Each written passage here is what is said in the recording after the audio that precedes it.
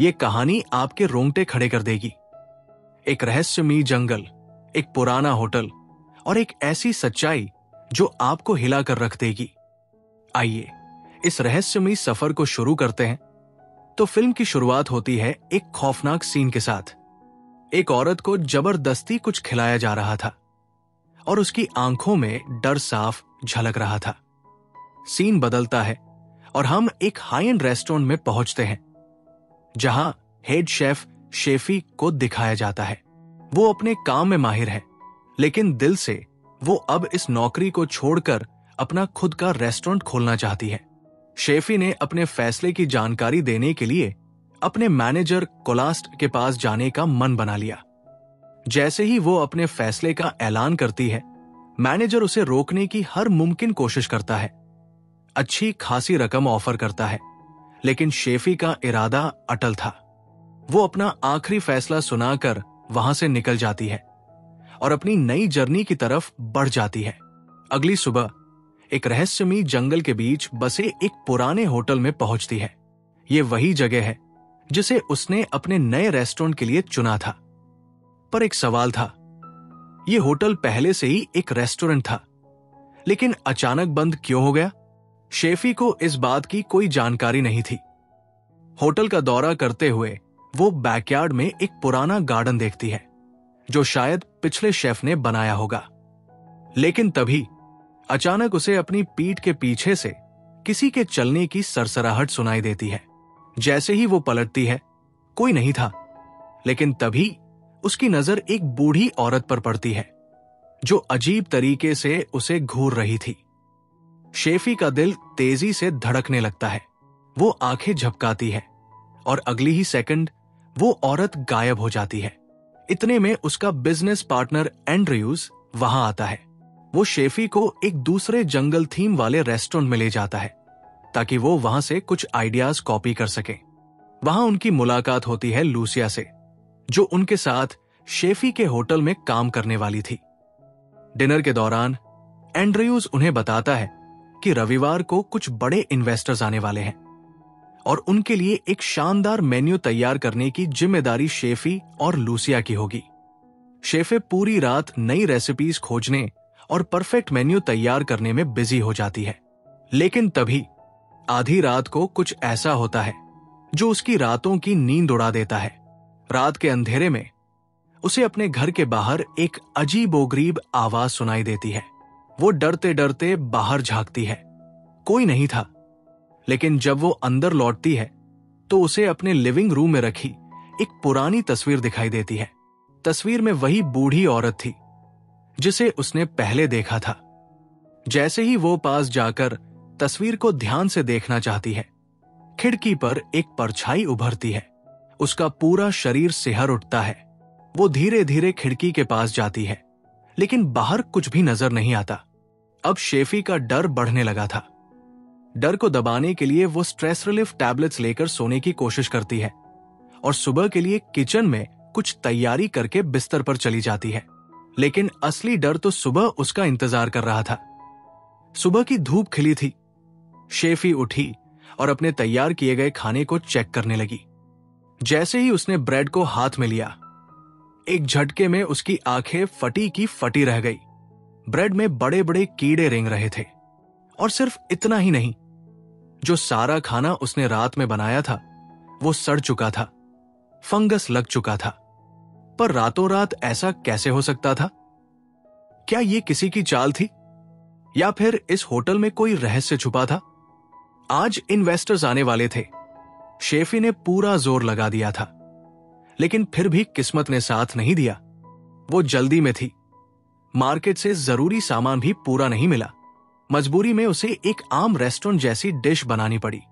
न कुछ हटके, न कुछ स्पेशल। इन्वेस्टर्स ने खाना चखा, लेकिन उनके चेहरे पर कोई खास असर नहीं दिखा। लेकिन शेफी को उम्मीद थी कि उसका खास डेजर्ट सबको चौंका देगा। लेकिन जो हुआ उसने सबको दहला दिया। जैसे ही उसने डेजर्ट सर्व किया, उसने देखा कि उसके अंदर भी वही कीड़े रेंग रहे थे और एक बूढ़ा इन्वेस्टर उसे खाने ही वाला था। घबराहट में उसने उनका हाथ झट से पकड़ लिया। ये देखकर सभी चौंक गए, लेकिन उसने फौरन खुद को संभालते हुए बहाना बना दिया, चम्मच बहुत गर्म था, मैं दूसरा ले आती हूं। पर उसका झूठ ज्यादा देर तक नहीं टिका। इन्वेस्टर्स नाखुश थे। उन्होंने 2-2 कह दिया, यह सब बहुत आम है, किसी भी रेस्टोरेंट में ऐसा मिल सकता है, कुछ अलग करो। शेफी निराश हो चुकी थी, गुस्से में थी, सब कुछ दांव पर लगा दिया और अब ये लोग कह रहे हैं शेफ बदल दो। शाम हो गई, लेकिन उसके मन में हलचल थी। तभी फिर से उसके गार्डन के पीछे से वही अजीब आवाज आई, अब तो जो भी होगा मैं देख के रहूंगी। चाकू लेकर वो निकली, पर जो सामने आया वो कोई भूत या चोर नहीं, बल्कि एक रैबिट था। लेकिन उस रैबिट के पीछे पीछे भागते हुए वो एक अजीब जगह पर पहुंच गई, एक रहस्यमयी दरवाजा। जैसे ही उसने हिम्मत कर अंदर कदम रखा, उसकी आंखें खुली की खुली रह गई। ये जगह, ये बगीचा, ये फल, ये तो मैंने पहले कभी नहीं देखा। उसने एक फल को तोड़ा, लेकिन जैसे ही उसे देखा, उसके अंदर भी वही डरावने कीड़े थे। घबराहट में उसका पैर फिसला और वो जोर से पत्थर से टकरा गई। आउच! सिर में तेज झटका लगा, आंखों के आगे अंधेरा छा गया और बेहोश होने से पहले उसे एक डरावनी औरत की झलक दिखी, जो कुछ बड़बड़ा रही थी। कुछ देर बाद जब होश आया तो वो अपने बिस्तर पर थी, लेकिन कपड़े मिट्टी में सने हुए थे। क्या ये सब सपना था या कुछ और? और तभी दरवाजे पर दस्तक हुई। शेफे, इन्वेस्टर्स ने फैसला कर लिया है, अगर शेफ बदला नहीं तो इन्वेस्टमेंट भी नहीं मिलेगी। ये सुनकर शेफी के अंदर जैसे आग लग गई। मैं अपनी पूरी जिंदगी की मेहनत नहीं हार सकती। लेकिन अब सवाल था, क्या वो इस रहस्य को सुलझाकर अपने रेस्टोरेंट को बचा पाएगी, या फिर सब कुछ खत्म हो जाएगा? यहां एक रहस्य छिपा है, जिसे सुलझाने की कोशिश में शेफी फंसती जा रही है। लेकिन क्या उसे इसका अंदाजा भी है? शेफी अपने गुस्से को काबू में रखती है और एंड्रयू से कहती है, बस 2 हफ्ते का वक्त दो, मैं सब कुछ पहले से भी बेहतर कर दूंगी। लेकिन मुश्किलें कम नहीं थी।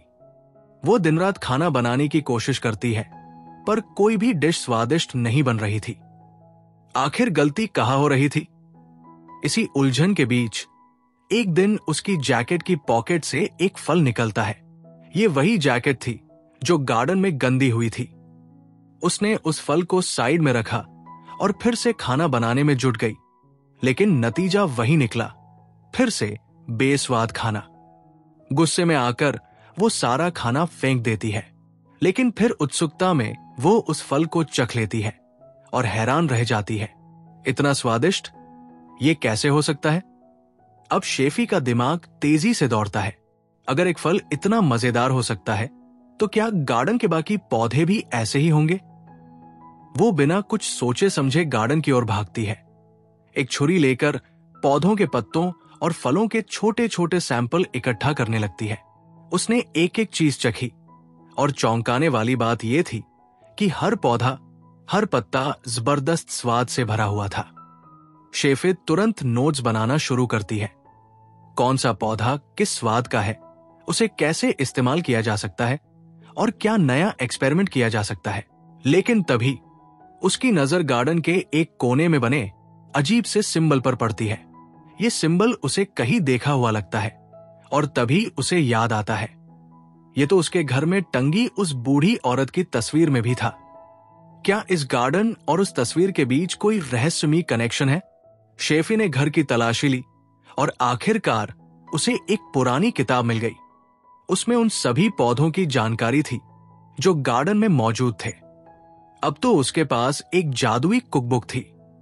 वो तुरंत गार्डन के खास पौधों और फलों से खाना बनाती है और अपने सीनियर शेफ को टेस्ट करने के लिए देती है। जैसे ही शेफ ने पहला निवाला लिया, उसकी आंखें आश्चर्य से फैल गई। इतना लाजवाब स्वाद, ये तो किसी जादू से कम नहीं। वो तुरंत पूछ बैठी, शेफे, तुम ये सारी चीजें लाई कहां से? शेफी को यह राज किसी को बताना नहीं था। उसने झूठ बोल दिया, ये सब मेरी एक फ्रेंड ने लाकर दिए हैं। लेकिन सच्चाई ज्यादा दिनों तक छुपी नहीं रह सकती थी। एक दिन जब सभी किचन में बातें कर रहे थे, तभी उन्होंने गार्डन के पास एक अजीब सा बूढ़ा आदमी देखा। शेफी की धड़कनें तेज हो गई। वो तुरंत खड़ी हो गई और उस आदमी की ओर बढ़ने लगी। आखिर तुम कौन हो और यहां क्या कर रहे हो? क्या ये बूढ़ा आदमी गार्डन के रहस्य से जुड़ा था? क्या शेफी को अपनी खोज का जवाब मिलेगा या फिर वो किसी और मुसीबत में फंसने वाली थी? रहस्य गहराता जा रहा था और खतरा भी। यहां कुछ है जो आपकी आंखें नहीं देख सकती, कुछ ऐसा जो हमेशा आपके आसपास है मगर नजर नहीं आता। शेफी ने जैसे ही कदम बढ़ाया, अचानक वो आदमी गायब हो गया। पास ही रहने वाले पड़ोसी ने कहा, यह तो यहां आम बात है। पहले इस जगह पर एक विच रहती थी।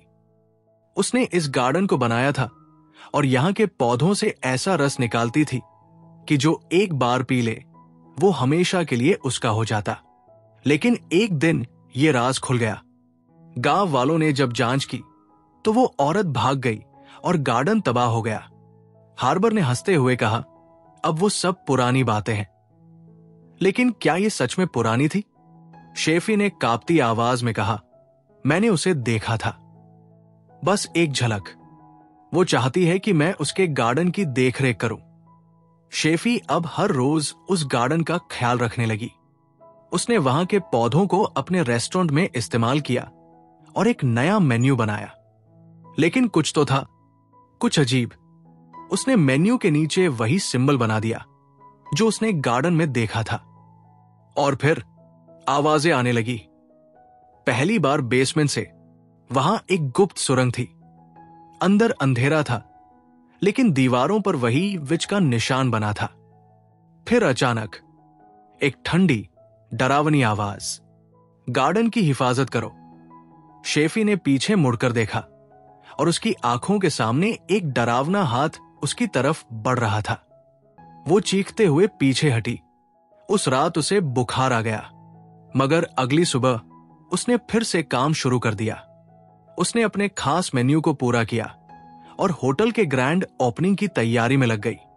लेकिन फिर जब वो किचन में पहुंची तो खाना बिखरा पड़ा था और वहां एक आदमी था जो अपनी ही उंगलियां खा रहा था। शेफी ने डरकर चीख मारी। तभी एम्बुलेंस बुलाई गई और पता चला कि वो आदमी इस होटल का पुराना शेफ था। उसने भी एक शानदार मेन्यू बनाया था, लेकिन फिर वो पागल हो गया। शेफी को अचानक उस डायरी की याद आई, वही डायरी जिसमें गार्डन के पौधों और उनके टेस्ट के बारे में लिखा था।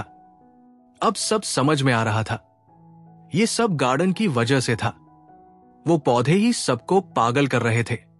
शेफी भागी और सब कुछ जलाने लगी। वो मेन्यू, वो नोट्स, वो सिंबल, सब कुछ। जैसे ही उसने सिंबल जलाया, अचानक उसे लगा कि कोई उसकी तरफ दौड़ कर आ रहा है। और फिर जब उसने पीछे मुड़कर देखा, एक डरावना चेहरा, वो बुढ़िया। शेफी चीखती हुई भागी। उसने गार्डन के सारे पौधे उखाड़ फेंके, किचन में रखी विच की फोटो भी जला दी। अगली सुबह उसने सबको नया मेन्यू बनाने को कहा, मगर उसकी टीम में लड़ाई हो गई और कुछ लोग चले गए। लेकिन तब तक बहुत देर हो चुकी थी। शेफी काम में इतनी खो गई थी कि उसे पता ही नहीं चला कि उसने अपनी उंगली काट ली और उसे दर्द का एहसास तक नहीं हुआ। सब कुछ बदल चुका था। और फिर एंड्रयू जब किचन में आया और पूछा, स्पेशल गेस्ट आने वाले हैं, सब ठीक तो है ना? शेफी धीरे धीरे पलटी। उसकी आंखें अजीब हो चुकी थी और उसके होठों पर एक रहस्यमयी मुस्कान थी। अब सब ठीक है। लेकिन क्या सच में? उसे झटका तब लगता है जब उसे पता चलता है कि ऐन वक्त पर शेफी ने पूरा मेन्यू बदल दिया था। और जैसे ही वो इस बारे में पूछने जाता है, उसकी शेफी के साथ जबरदस्त बहस हो जाती है। गुस्से में तमतमाता एंड्रयू बाहर चला जाता है गेस्ट्स को रिसीव करने, जबकि अंदर शेफी के साथ कुछ अजीब होने लगता है, मानो उसके मुंह से कीड़े रेंग रहे हों। उसके हाथों पर गहरे कट्स थे जिनसे अब कीड़े बाहर निकल रहे थे। तभी शेफ उसके सामने आता है एक डिश टेस्ट कराने। जैसे ही शेफी डिश को देखती है, उसे महसूस होता है कि ये पूरी तरह फंगस से भर चुकी है, लेकिन इस बार वो अपने इमोशंस पर काबू रखती है। डिश को फेंकने के बजाय सर्व करने का फैसला करती है, क्योंकि उसे अब समझ आ चुका था कि उसका असली मिशन क्या है। लेकिन यही उसकी सबसे बड़ी गलती साबित होती है। डिश में सीफूड था और एक गेस्ट को इससे एलर्जी थी। ये बात शेफे पहले से जानती थी, फिर भी उसने ध्यान नहीं दिया। जैसे ही गेस्ट ने खाया, उसकी हालत बिगड़ने लगी, सांसें रुकने लगी। सब लोग घबरा गए। एंड्रयू के हाथ पांव फूल गए। एक बार फिर उसके रेस्टोरेंट की बेइज्जती हो गई और लोग वहां से चले गए। गुस्से से पागल एंड्रयू रात में शेफे से भिड़ जाता है। तुम्हारा तो पता नहीं, लेकिन मैंने अपनी पूरी जिंदगी की जमा पूंजी इस रेस्टोरेंट में लगा दी है और पहले ही दिन तुमने इसकी रेपुटेशन मिट्टी में मिला दी। शेफी भी दुखी थी, लेकिन उसने हार नहीं मानी। अगली सुबह वो एक नई उम्मीद के साथ उठती है। उसे देखकर हैरानी होती है कि जो शेफ कल छोड़कर चली गई थी, वो वापस आ गई है।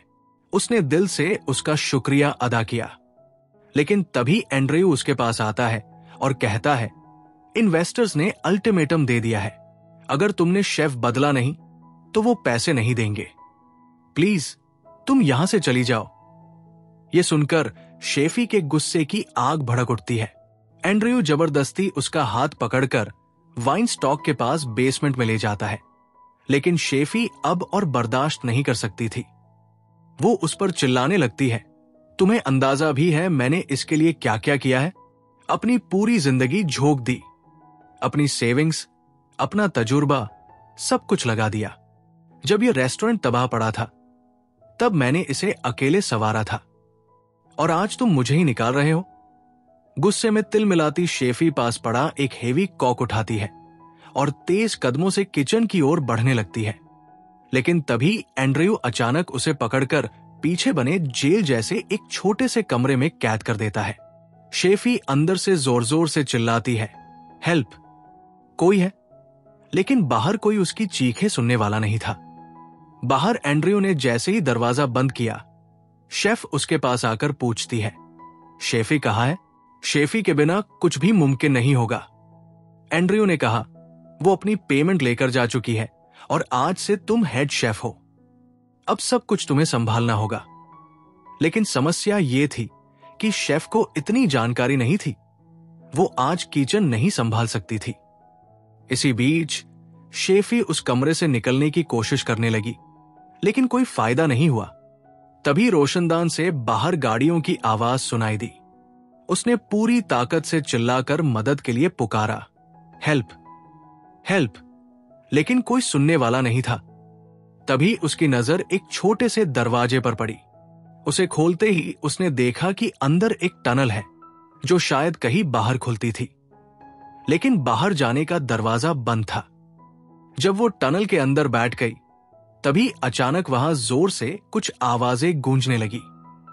शेफी डर के मारे सहम गई। वो समझ नहीं पा रही थी कि आगे बढ़े या रुके। तभी उसने देखा कि एक दूसरी टनल सामने थी, जो उसे उम्मीद की एक किरण लग रही थी। अब उसके पास बस यही एक रास्ता था। उसने हिम्मत जुटाई और धीरे धीरे उस टनल के अंदर बढ़ने लगी। लेकिन अंदर जो दिखा, उसे देखकर उसकी रूह कांप उठी। एक औरत की सड़ी गली लाश सामने पड़ी थी। डर के मारे उसकी सांसें थमने लगी। वो पीछे हटना चाहती थी, लेकिन मिट्टी ने रास्ता रोक दिया। अब उसके पास कोई और चारा नहीं था, उसे आगे ही बढ़ना था। उसने खुद को संभाला और उस लाश के ऊपर से गुजरने का फैसला किया। जैसे ही उसने लाश पर नजर डाली, तो देखा कि ये वही औरत थी जिसकी तस्वीर उसके होटल में टंगी हुई थी। उसने दीवार पर कुछ लिखा हुआ भी देखा। उसमें लिखा था, मरने के बाद इंसान और सभी जीव मिट्टी के लिए पोषण बन जाते हैं, और मैं भी अपने गार्डन को ताकत देना चाहती थी। अचानक सीन फ्लैशबैक में चला गया। वही मूवी का शुरुआती दृश्य सामने आया, जहां कुछ औरतें मिलकर एक महिला को जबरदस्ती कुछ पिला रही थी।